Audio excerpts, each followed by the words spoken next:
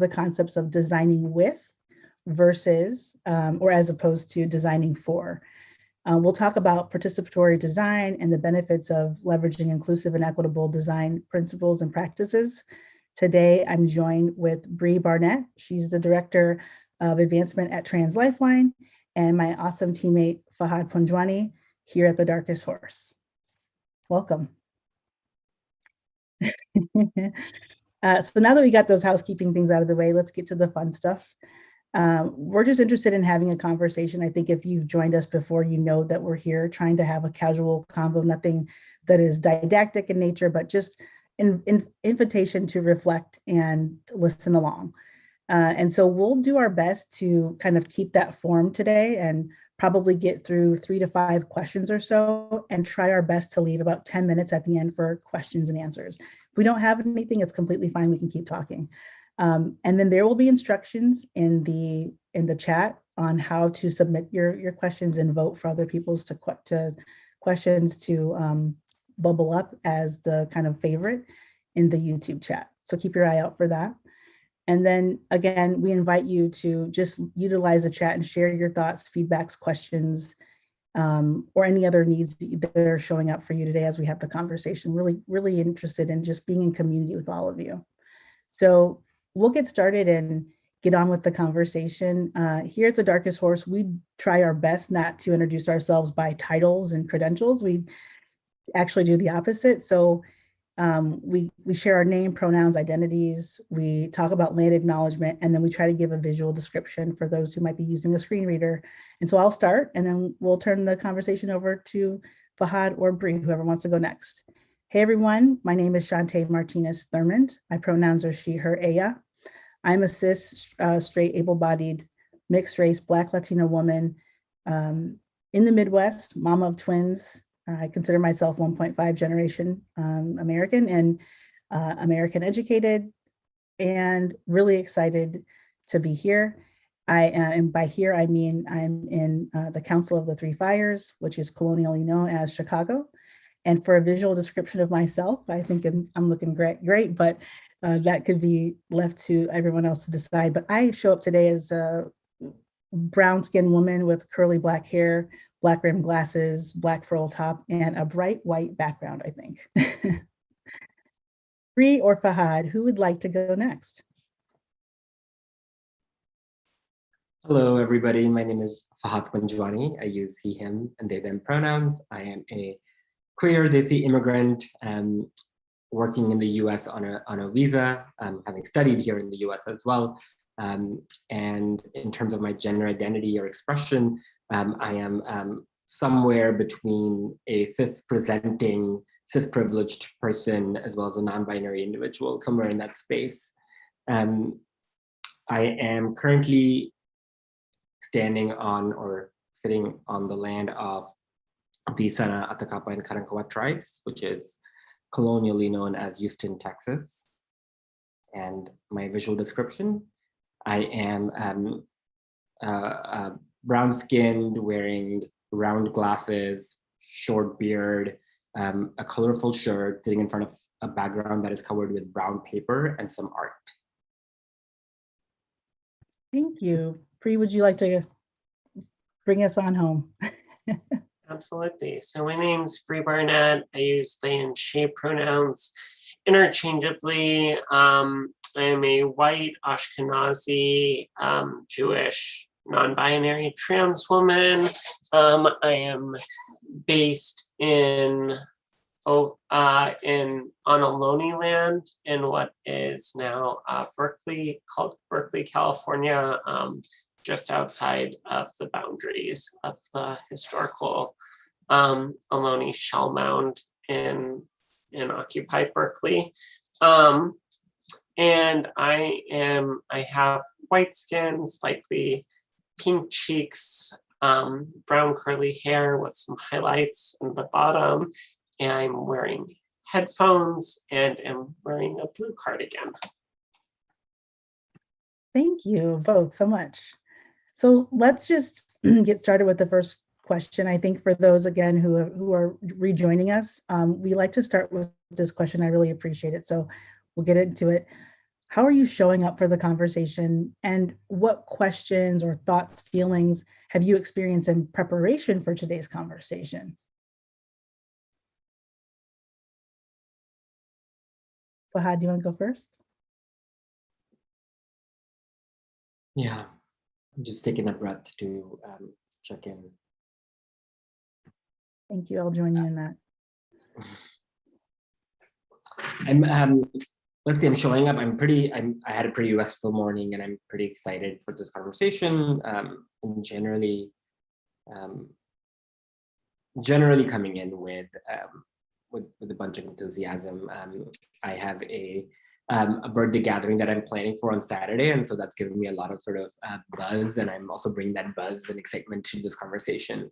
In terms of what is alive for me, you know, right before this conversation, Chanté, Bri, and I were just, you know, kicking the can around and, you know, just talking. And one of the things that they both helped me see through their comments was the binary that is created in the topic of designing with versus designing for.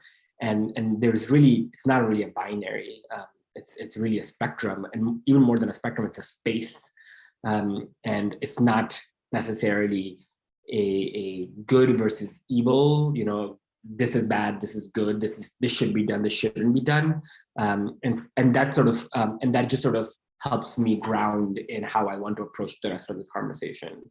And so that's something that's alive for me in terms of this conversation. Thank you. It's a great way to start. I'm here for that. Bri, I would love to hear how you're showing up for the convo today.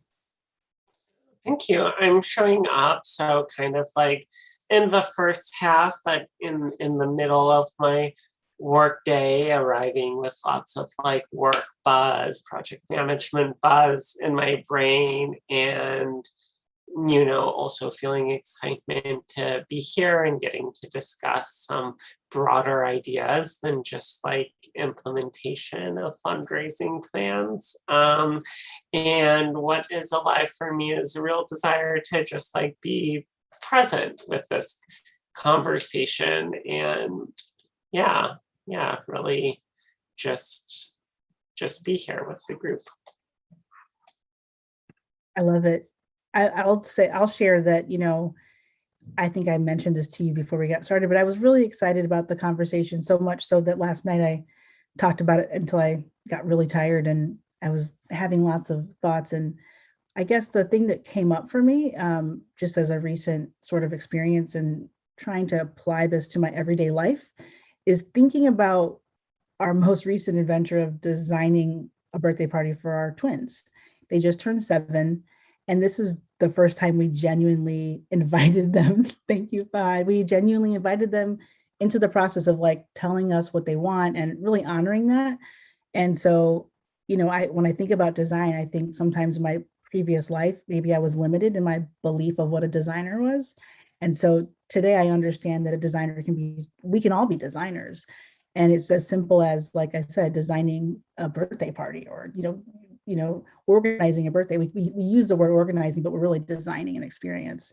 And it was really fun. And while they costed me a lot of money and we argued about things with my 7-year-old, it was just to see the joy, excuse me, on their faces, and just to have them talking about it in a way that was really special was fun. And I'm like, yes, I hope we have the money to continue this trajectory next year, but we will actually continue to invite them to design with us as they get older.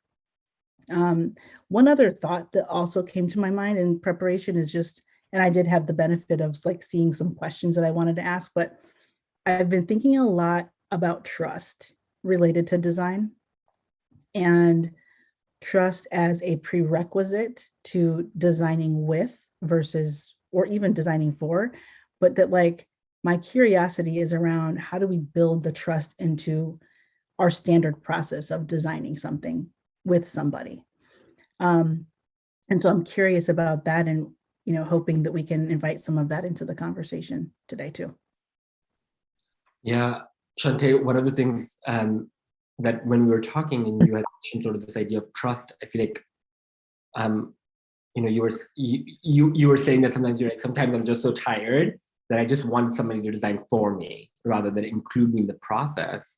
And I was like, yes, of course, that's true. We've all been there. I've been there. So, and then that's where you brought in the piece of trust, of being like, and then I need to trust that person to design for me, truly for me as a human. And I thought that was really beautiful.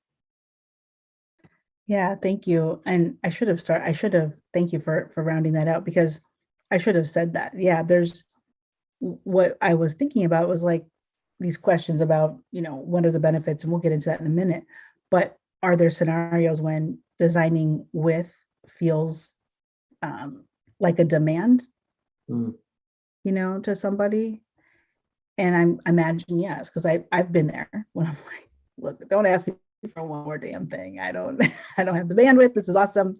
I want to be invited to this thing, this festival or this like event, but I don't want to lead it, I don't got the bandwidth, and that's an assumption. So, thinking of it in that vein, and I'm sure there's other scenarios too. I'm like, I can't be the only one who experiences that, but I'm definitely curious for us to get into that conversation. So maybe we take that as our cue to go to the next question, because I think we get into it pretty much. The question we kind of formulated for this is, what are the characteristics of designing with, and how is it different than designing for? And Bri, with you working at Trans Lifeline, and I think it was Fahad who recommended we reach out to you and to the organization. Just we were so impressed with the way you have done business and your model. Specifically, I would love to hear from you first, if you don't mind. Yeah, thank you for this. So designing with is really something that's like foundational to the whole idea of Trans Lifeline, which is like a peer support hotline for trans people where all of the operators are trans. Like that's the baseline idea. That was the original idea. We then also added a microgrants program where, trans people are moving resources to other trans people to navigate legal name and gender changes and other things. And so it was a foundational concept. I think really immediately you start to see ways in which we're different than a lot of organizations people associate ourselves with. For example, through designing with, like our whole goal is peer support, right? It's not like suicide prevention, which is the box a lot of people put us in as a hotline, because that's where a lot of the idea of hotlines originates, is like suicide hotlines and or like DV support hotlines. And when we are designing with, it's like, okay, we're here to provide peer support. We're here to have a conversation. Our goal actually isn't suicide prevention. Now, we do this work because we believe if people have someone to talk to, that is an intervention against an epidemic of isolation that causes suicidality in the trans community, but that's not our sole goal. So accordingly, we don't do things like active rescue or what we like to call non-consensual interventions, involuntary interventions, where other hotlines, if they assess you're a risk to yourself, they might call the police on you to perform a wellness check. Some hotlines will do that even if you're thinking about ending your life, when we know having suicidal thoughts is not anywhere close to taking suicidal action. Other lines define that threshold for themselves that well, if you share with us you are in process of ending your life, we'll do that. And then you have us where we will never do that and there's never any risk of that. So that means you can really have a conversation with us about wherever you are. And, for some people, I was talking to a hotline yesterday based in South Carolina, and they're one of those that sets that threshold that if you're in an active attempt, we'll try to find you and stop you from ending your life. And, they had the perspective of we aren't going to listen to someone die on the phone. And so, I'm not even saying the way we do things is purely right and others are purely wrong, but there's the spectrum of with or and for. with hotlines. And there's limitations to that, right? Like even the idea of hotlines as being a solution is, I think, a little wide, a little rooted, and like there's some expert or there's some external person who can say magic words, and like that's all people need. They just like need to be able to talk about their feelings. At Trans Lifeline, we know mental health is really based in material conditions. I think we've seen this a lot with, for example, our Spanish language extension, where people are really calling in, and for the most part, people on the Spanish extension don't even want to talk too much about what they're going through or if they're questioning their gender or these things. They want resources, they want help with documentation, or they want help finding employment, like these things that are really more material. Yeah, so I think that's like an introduction to how we kind of approach these questions at Trans Lifeline, and would love to open this up for other perspectives. A beautiful introduction to Trans Lifeline, the services you provide and design, and your way of thinking about it. And thank you, Bri. We can always come back for more if something else bubbles up. But Fahad, I'd love to hear from you on this question. So what are the characteristics of designing with, and how is it different than designing for? Before I answer that question, I just wanted to reflect back to Bri what sort of stood out to me in something that she shared. I think I loved this, or I heard and loved this idea of challenging assumptions as a part of the process of as we move from designing with away from designing for. And I heard you say like challenging the assumption of the hotline itself, like what is a hotline and what is its purpose, who is it serving, and how is it serving them, and also challenging the assumption of like power and authority here. Like I heard you talk about like the police, and I think the police are like such an interesting stakeholder group in this conversation who are seen as the experts on our lives. And challenging that assumption and saying who really has the authority to make decisions about our lives, especially when we are in quote unquote sort of like life or death situations, right? Or what are seen as like critical situations where our rights go out of the door. Yeah, just want to reflect that. That was so sweet of you. I should have asked first for the reflection because that's so brilliant already. And I know that that's not like, that was a period on that, but like you have more. So I would love to hear from you about this question specifically on, especially with your background in design, Fahad, and all the unique identities that you hold and bring with life experience. I'm so interested to hear what you feel and think about this. Yeah, so I'm coming to this work as as a practitioner of design thinking rooted in human-centered design. I have been practicing it for a few years. I did my grad school in the field of product design and human-centered design, and went on to do sort of like a short fellowship at IDEO, which is sort of seen as this like the I don't know, the gatekeepers of human-centered design for this world. They're an incredible agency. But I think the process of human-centered design is sort of rooted in empathy. It starts with empathy, then you go towards defining a problem, then it goes towards defining solutions. And in empathy, it's really this idea of like, try to empathize with the person that you're solving for. Like who are you designing the solution for? And can you really understand them? Can you get to know them as much as you can? And I think the limitation over there is that you are still designing for somebody rather than designing with them, right? Like this idea that you have the authority, you have the power, you have the privilege, the honor, the skills to empathize and then design solutions for somebody. And then oftentimes it doesn't result in solutions that are necessarily viable or desirable for the broader community. And I'm thinking like expanding, like, and I've seen sort of frameworks of expanding human-centered design towards like participatory design, especially like when we're thinking about participatory budgeting. I was involved in Harris counties, which is one of the largest counties in the United States, like first sort of participatory budgeting effort, which really wasn't like the most participatory on the scale, but it was this idea of like, how do we involve people's voices into something that is going to be impacting them? So how does the government sort of let go of its power of being the sole decision maker and really involve people in day-to-day decision making? So it's like, rather than like your classical democracy, which is your information, like you appoint somebody and then they make the decisions for you. It's this idea of like you appoint somebody and they continue to engage you, they bring you along the process, and then you make decisions, then the appointed person then executes on your behalf.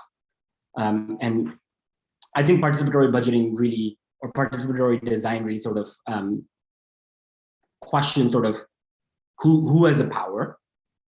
It actually first questions like who's in the room. I think like who's invited into the decision making, what are their roles, and who's holding the power. And I think that is something that human-centered design can really learn a lot from when we're thinking about can learn from. I'm also thinking about I'm going on. Let me know if I should pause. No, you keep going. We love this. I'm also like just thinking about like if you go sort of to like a meta level of like who's at the center of this, right? Like as we're talking about like the participatory budgeting, then the question becomes like who's doing the centering, or who has the power to do the work of centering others and inviting others. And so I think at that point, designing with is also a lot about organizational leadership and organizational structure, which is where hierarchical versus flat or collaborative models, I think are that conversation is really interesting. I'm thinking about a friend of mine who's on this live stream right now. He was a part of this organization called Collective of Houston Asian Americans, which was a group of queer Asian Americans doing work in Houston, very much rooted in the idea of collaborative leadership versus hierarchical leadership. And I found it really interesting seeing him lead in this way, because a lot of times it led to other people in the organization looking up to him for direction, for answers, and then him sort of reflecting back saying, I don't have the answers. We have the answers, we have the solutions. And it actually, I think, was really interesting because the organization ended up shutting its door because the people weren't ready. But I thought it was really powerful on this person's behalf, that they would much rather be rooted in the process rather than continuing the organization. They would much rather have something collective than have like over having something that is hierarchical. Like what am I trying to say? Have something collective versus have something hierarchical. Yeah. I'm gonna pause there. I mean, a wealth of things you just shared. And one, as you're both speaking, I had a lot of thoughts that I don't want to take us in a different direction, but what really stood out is this idea of power and oppression, or process and interconnectedness. And just what's making me realize is that and Fahad, I think you're really good about this, is designing a process that sort of foresees some of the limitations or the opportunities where, in our traditional design thinking methodology, where we can invite more collaborative, efforts and therefore put some things into that process that make it so. Because I'm recognizing that, as you're talking about participatory design and there's so many variables and I guess stakeholders in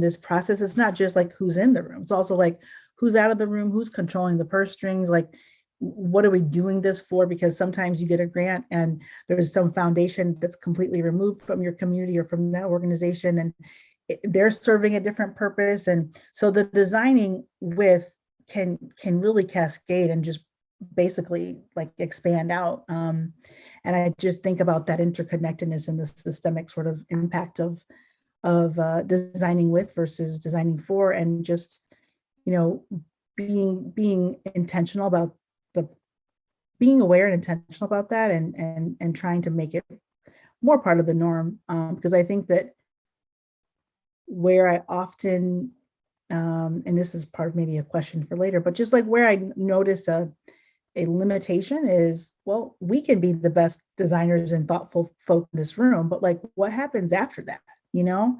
And that's where my worry with the world kind of starts. It's just like, damn, we can do the best thing, but we can't control others, and we don't always know how they're going to interpret our intentions and how this is going to land with somebody truly at the end of the day. So I feel like it's a collective effort in terms of designing. And then the other thought that I had put into this earlier, but I just want to invite it into the conversation, is just around the difference between safe space and sacred space, right? Like where we're designing experiences and spaces with people for those safe spaces, and sometimes that meets the need, but then we have to take it a step further and design a sacred space, and like understanding that they're very different, and that like when we're designing with, when I mentioned that level of trust and what is needed in order to design something that's going to be for us and beyond us, is different than when I might design just a safe space for, I don't know, in my neighborhood where people can gather. And so that's showing up for me in the moment. I think that I saw Radha say somebody put a question, so I'm going to read it here. But what are other examples of times you have designed with and forgotten very different, or you've gotten very different results than if you had designed for? Fahad or Bri, does anything, I mean, Fahad, I'm looking at you, but Bri, if you have something that's immediately coming to mind, you can jump in.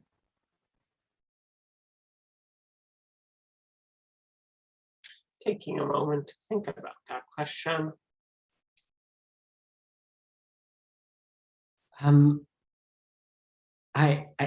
The first thing that's coming to my mind is we are currently in somewhat of a design process of my role at the Darkest Horse.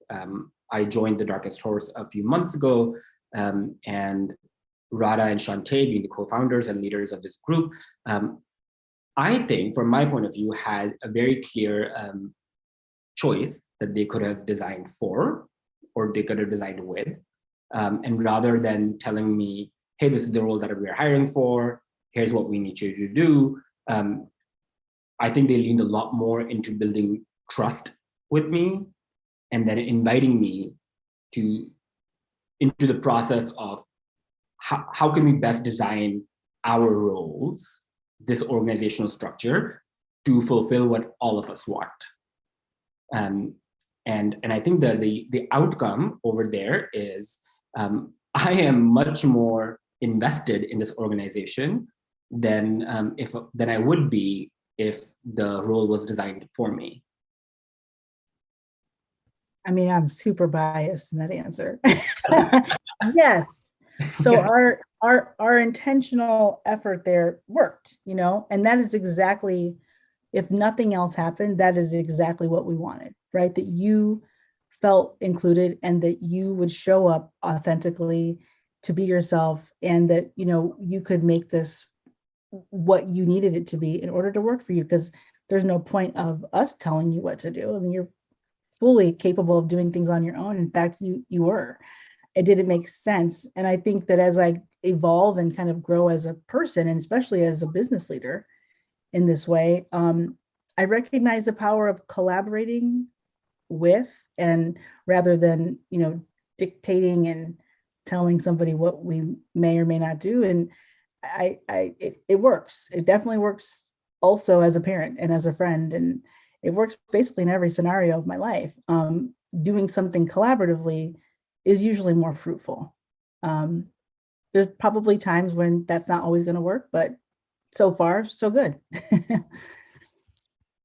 Bri, I invite you if you want to share anything, otherwise we can move on to the next question.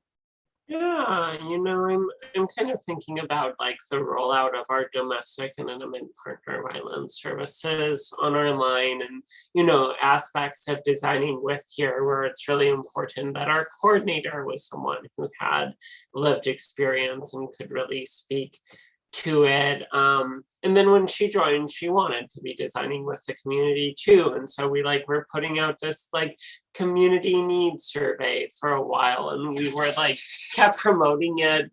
And you know, we got like 20 something responses, which in some ways, if y'all have ever just put out like a public call on socials, is good. And also it's a pretty limited sample size, right? For like a national, international community facing these things. Different people have vastly different individual needs. And yeah, I think I'm raising this to kind of like raise some of like, you know, at some points, especially if you're like trying to do service provisions for like a large group of people, like there are lots of things you can do to try to design with, to invite voices, and eventually you come to these choice points, right? Where it's like, okay, and now we are in the roles and in the positions where we're going to be making some decisions about what to do. You know, in my experience too, just thinking on a smaller level, like within my department and stuff, I feel like sometimes that also comes up where I want to design with, but then, you know, I'm the one submitting the budget request or what have you.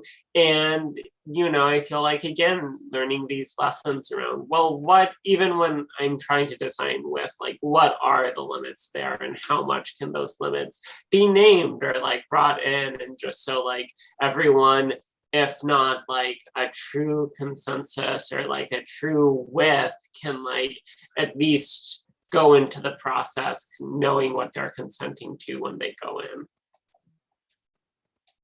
I love that. And I couldn't have teed it up better, because I think that, yeah, there are definitely some choice points. That's what stuck out to me when you said that. I mean, just underscore that. And the question that comes up next is just like, when we're moving toward then that framework of designing with, what may be hard, challenging, bypassed, or forgone? And secondarily, like, is there a cost associated with that? I don't have the answer. I have a feeling and I have a little bit of, but Fahad, I'd love to hear from you. Yeah, I'm reflecting back on the participatory budgeting process that I was involved in, and even with like just a very like sort of the first steps of that process, the speed of the process is slower, right? This idea of making a budget with people involves doing town halls, not just one town hall, multiple town halls, where you can invite people and educate them on what is the budget, what is the county budget. It requires them to be so informed that they can then give you input into the process, right? So, and then you have another session where you invite them to give input into the process, and then you're taking back those ideas. You know, you're making decision based on those as one model of participatory decision making. The speed of that is significantly slower than it would be if you were to do it in more of like a delegatory not traditional decision making, but like a more top-down decision making. And so I feel like this idea of like in designing with, you have to move at the speed of trust as much as you can, rather than moving at the speed of the market. You know, I love that when you say that. I think that's, I mean, absolutely. I ditto that. I totally, you know, that resonates for me. And, you know, one of the things that when you were saying that, sharing that, was that, yeah, what I heard too is that there might, not even might, there usually is there should be space for education. There should be space for us to get on the same page. We can't assume that when I say even participatory design that you understand what I mean. And I got to sort of help you understand the context and the framework or the pedagogy that I'm bringing with myself. And there's a lot of assumptions made in that. I mean, even I think about calls to action or the RFPs that are open and saying, hey, we're going to do a community needs assessment. That's assumptive as well. That the community needs something. Like, who said that? Was it an outsider that noticed? Or was it truly the community? And I just think it's kind of like that chicken and egg. I don't know who starts and stops it or whatever, but it's certainly something that we should consider. And if for those of us who have the ability and the power and the role to consider this in our daily lives at work, I invite us to consider that and to sort of sit with it. Bri, do you have any thoughts around, when we're moving toward, and you kind of talked about this a little bit, but I specifically wonder, do you have any thoughts around when we're moving toward that framework of designing with, what might be hard, challenging, or bypassed or forgone? Yeah, I mean, I think something that's challenging, and I often see bypass, and I've certainly done this myself and not perfect, is like bypassing or like, how do you work with like equality of opportunity to participate in the process? And I think there are so many different aspects there, from, on a base level, like I was talking about with like the survey we were sending out to the community. I mean, like people who could participate on that are like Jewish youth and supports Jewish youth leadership and movements for social change. And we have like youth who serve on our board, right? And I think there's sometimes like this ageist assumption that like, oh, youth like can't understand organizational decision making.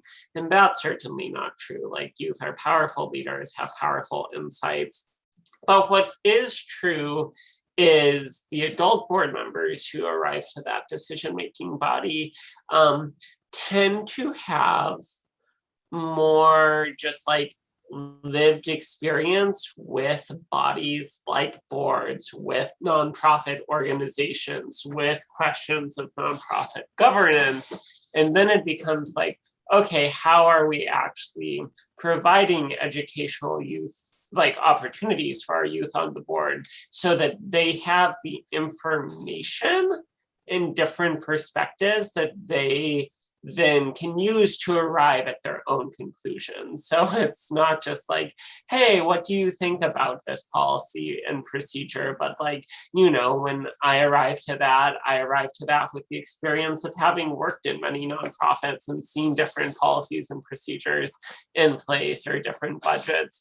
And for someone who's seeing this for the first time, might not even be sure, like, wait, why is this a question? Why do we need this? Like, those types of things. And so, definitely speed, but also just like the level of intention and attention to detail in order to like actually make designing with like a meaningful process is something that I think is difficult, to the point where like, I think it's also possible to just go down that rabbit hole and be like, oh no, it can never be done, and thus let's just go back into like making executive decisions. And I don't think that's right either, but it is just, it's challenging, and it's an inherent limitation of it. Yeah, and thank you for that. A really great example. As you were describing that, one of the two thoughts came to my mind is bias, and the assumption that in that example you gave, it's like, is it right to use governance? Like, maybe the future generations don't need it, and we can break down the power structures by getting rid of governance. I don't have the right answer. I just want to challenge it and just say, sometimes, the way we've done business up until now hasn't served us well. And I think that's why we find ourselves in these siloed, bifurcated situations where we think that there's a binary to this, right? And there's not. It's as a process. There's a spectrum of truth, and I just, that's immediately what came to mind, is like that bias, and it can be it can be blinding in the sense that, like, if I'm in that circumstance of saying, if I'm in a room of people that have similar experiences, or in my case, I'll just use my own identity. If I'm designing with a bunch of Black Latina moms, there's so much about that cultural upbringing and experience that we're going to share, but I know that my bias is that I'm a Black Latina mom.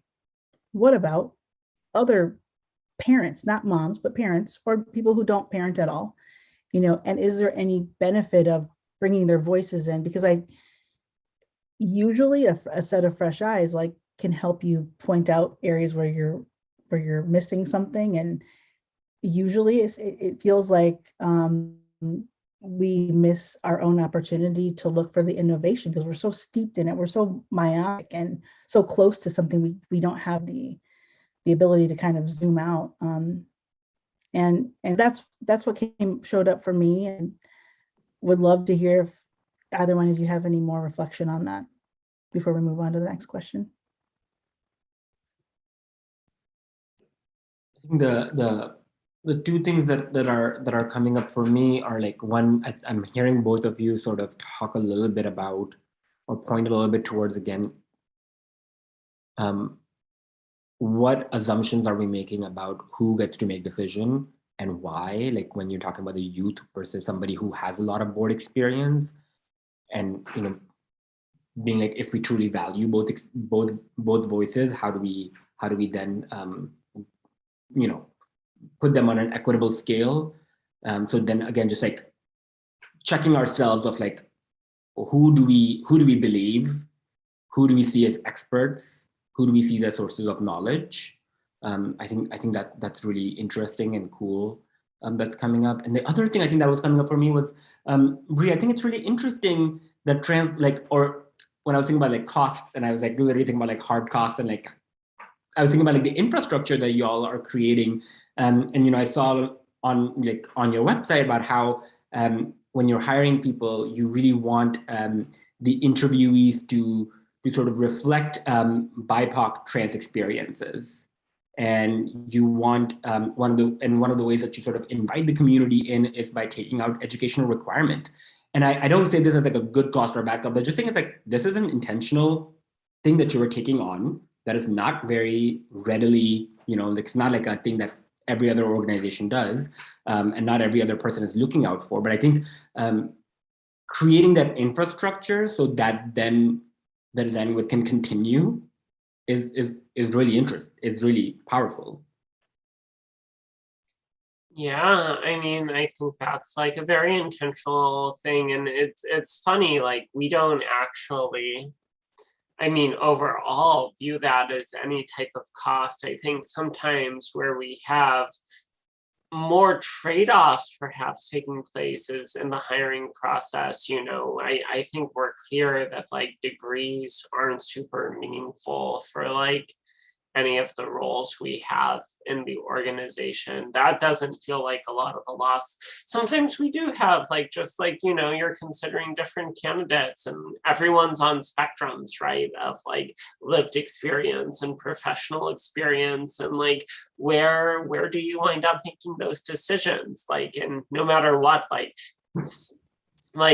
except for like when you're fortunate enough and you find like that perfect candidate who just has like both sliders like way off, you're like, all right, like where are we going to set this? How are we going to navigate it? And then like also, how are we going to compensate for whatever like those whatever needs aren't being met? Which I think like when it comes to hiring is an important thing to realize. It's like I feel often new hires have all the hopes and dreams of an organization pinned on them, and someone comes in and they're one person new to the system, which also has strengths and weaknesses, and then it's like, no, like it's actually good, for example, to like be like, okay, these are all the needs that like my department has.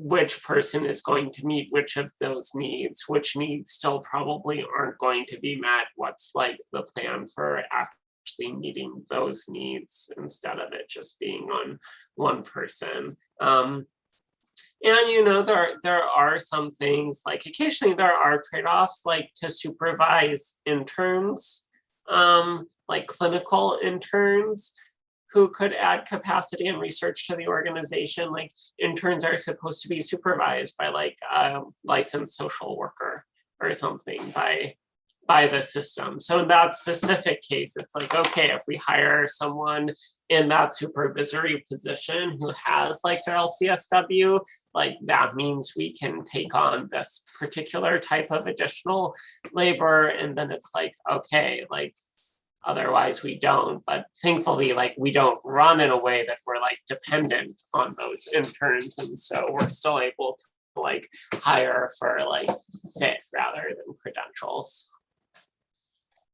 I love that. And it's so, it's like so organically and authentic what y'all stand for, but also I think it's a lesson for folks who maybe are new to that kind of thinking and hiring practice. So I want to get to like a kind of tactical question. I know I'm just taking time. It's 1:48 Central.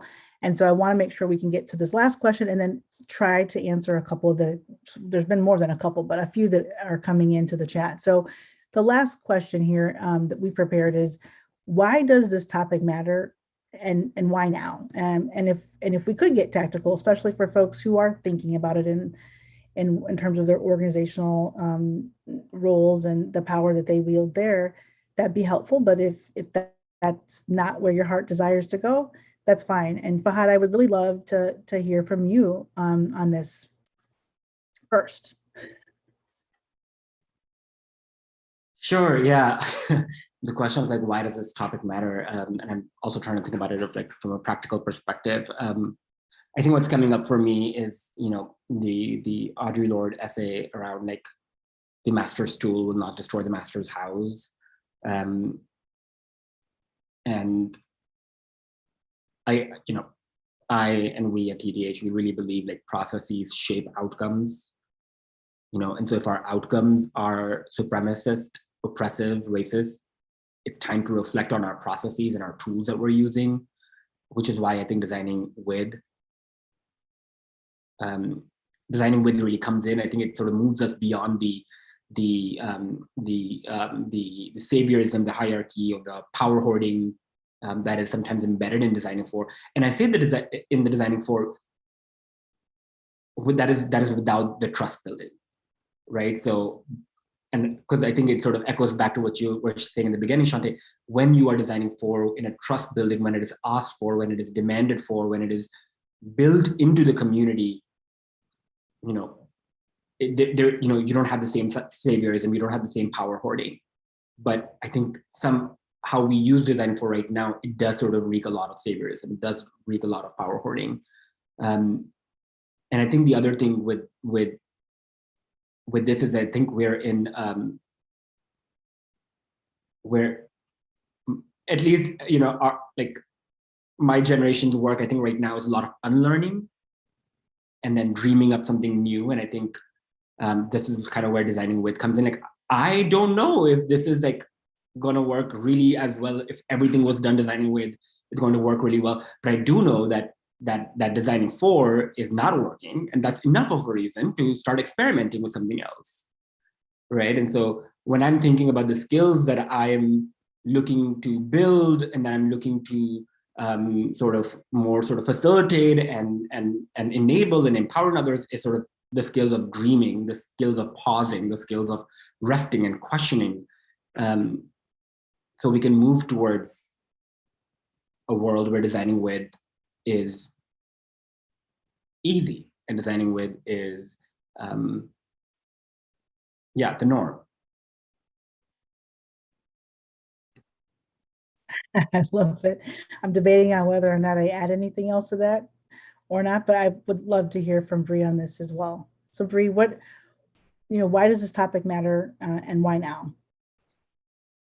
And I think this topic always has mattered, and it matters especially now as we as a society are like actually coming in large part thanks to like the long-term work of like Black organizers to like come to questions like, wait, like what actually is the role of police in society? Why actually do we have them? What is the role of like government in our society? What is the role of the US like government right now in our society and in global societies all around the world? it's a system that is reaching like breaking points, and especially from like climate perspectives, like is really causing a lot of like harm to like like limiting the type of choices young people get to make about their futures. And so I think it's time for a radical shift, and so that's really why I think this topic matters right now. Is it's long overdue, and so we got to get to work. Speaking of work, I did see one of the questions, that specifically asked like, how is the future of work and participatory design connected, and how can they influence one another? I think part of that answer is what you just named. But if you want to kind of expand on that, I invite you to. I have thoughts, so don't worry. I have plenty of them if nothing is coming up for neither of you. Bri, do you want to continue? Oh, I can continue a bit, and I'm also very interested in your thoughts. I mean, when it comes to the future of work, I think things are shifting, roles are shifting in organizations, and as much as that can also be done collaboratively, I think we'll have a lot of benefit, I think, right now in like this current, not post, like constantly evolving COVID reality. It's like there are a lot of practices that are being thrown into questions, even like the practice of like coming to the office, which I think has been such a like fundamental assumption for so long. Yeah, I guess that's a little bit of a vague answer, but I think like just in general, there are lots of structures and just from like the day-to-day how we build community at work to what actually are our roles and jobs and responsibilities, and who determines those, and who gets to set like the goals we're measured by, and the key like all of those things, all I think are really up for open discussion right now, or at least they should be. Yes, to everything you said. I have thoughts. Fahad, I want to give you the floor though, because I do have a rounding out something to share. So thanks, Fahad. What came up for me in the future of work is just like, we can design work literally. Like, we have the opportunity right now to building on what you said. We're at that tipping point as a society, as a human race, we're at that place where the information is so expansive, and there's not many reasons for why somebody wouldn't have access to information to make an informed decision about themselves, let alone their families, their futures, their work, their lives, whatever. And so I wonder if work is even going to be something we want to do as a humanity. Like, I don't know that we need to work in order to make money in order to live. We are finding that there are alternate ways in which we can sustain ourselves, right? But I don't know that we've taken a break long enough to imagine that. So I go back to this conversation I have with the gentleman, Roni Abowitz, who is designing some technology and using technology to design futures and to design multiverses with people all over the world. And my conversation with him was just like, but who are you inviting to the table to design those multiverses? And we really got to be intentional. I'm going to probably take this as a call to action for myself, but I'll follow up with Roni, because I think there's people who have technology and means in which we can sort of play with to design the future without us really having to go far. That makes it accessible, fun, interactive, meaningful. But I really think it's time to design what our future lives look like. And the only way to do that is with everybody. And so we need folks to understand what this principle is, just as much as I need them to have cultural and emotional intelligence. I think that's another skill that's going to be needed for the future. We have to be, emotionally regulated and to be in community with one another to make so that we're not having infighting, and that we can have sustainable, meaningful conversations, and to get our way out of the mess that we've come to know for 2021. So I'm really excited about the future of work. I think that designing and participatory design is going to be the kind of critical turning point for us to say the old world was built and designed by people who had very limited power, like that 1% or less. And now it's time to flip that so that 99% of us have the ability to design the future that we all need and want so bad. And so I know that we're coming up to the end here, and I just want to, close this out.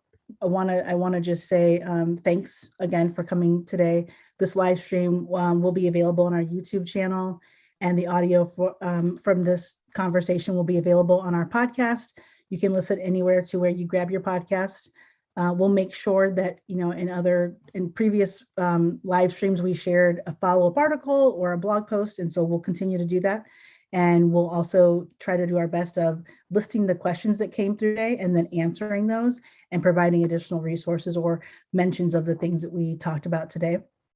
And we invite you to share the live stream with folks in your circle and your community.